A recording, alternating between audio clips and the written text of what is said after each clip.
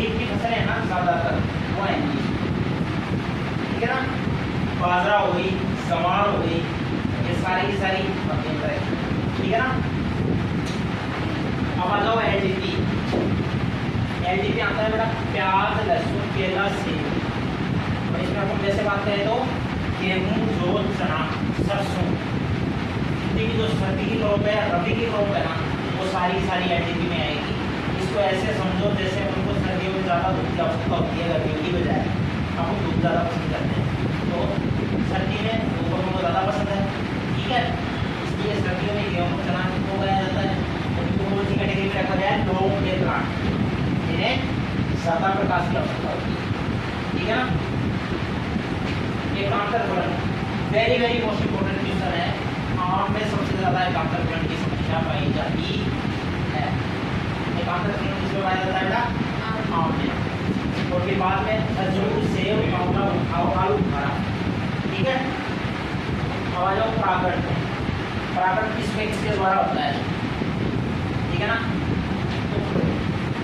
हवा के द्वारा जो परागण होता है उसको बोलते हैं बेटा एनिमोफिली। कौन सा फिली? एनिमोफिली। एनिमोफिली हवा द्वारा परागण को कहते हैं, ठीक है ना। ये होता है बेटा पपीता, खजूर और नारियल में हवा द्वारा परागण किसमें होता है? पपीता, खजूर और नारियल में।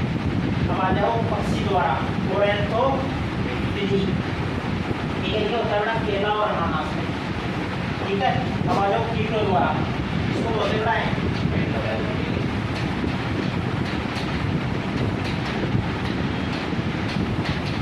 एंटोमोफिली। कीटों का ध्यान एंटोमोलॉजी, ठीक है ना। लॉजी का अध्ययन होता है उसका, ठीक है। कीटों का अध्ययन एंटोमोलॉजी और कीटों द्वारा परागण एंटोमोफिली। ये होता है बेटा आम, अमरूद, बेर, नाशपाती और सेब, लीची, बेर में, ठीक है बेटा। अब आ जाओ आम।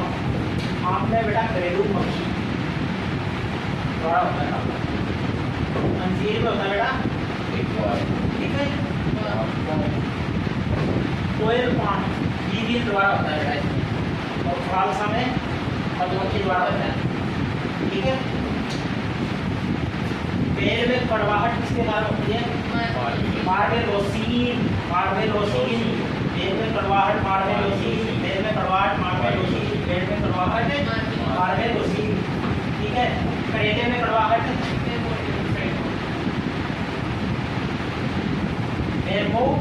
मेर्मोसाइड, ठीक है। अब हल्दी का पीला रंग ठीक है ना। गाजर का नारंगी रंग कैरोटीन के कारण, गाजर का नारंगी रंग कैरोटीन के कारण, और गाजर का लाल रंग एंथोसाइनिन के कारण, ठीक है ना बेटा।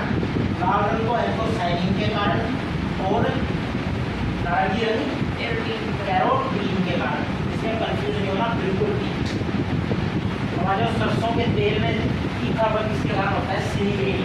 सिनिग्रीन सरसों, सरसों सिनिग्रीन, बोलो सिनिग्रीन सरसों, सरसों सिनिग्रीन, सिनिग्रीन सरसों, सरसों सिनिग्रीन, सिनिग्रीन सरसों, सरसों सिनिग्रीन, ठीक है। अब आ जाओ प्रोटोकाइनिन और प्रोटोएंड्रिन। इसमें कभी भी कंफ्यूज नहीं होना बेटा। प्रोटोकाइनिन, काइनिन शब्द कहीं भी आ जाए ना तो समझ लेना वो फीमेल से संबंधित है, मादा भाग से संबंधित है। जैसे गायनोलॉजिस्ट स्त्री रोग विशेषज्ञ, ठीक है ना। गायनी का मतलब स्त्री से संबंधित रहेगा, मादा भाग से संबंधित रहेगा, ठीक है ना। तो प्रोटोकाइनिन जिसमें मादा भाग पहले पड़ता है वो होता है प्रोटोकाइनिन, ठीक है। इसमें होता है केला, अनार, अंजीर और सीताफल है। और प्रोटोएंड्रिन जिसमें नर भाग पहले पड़ता है, ठीक है। चीकू, नारियल और अखरोट, ठीक है ना।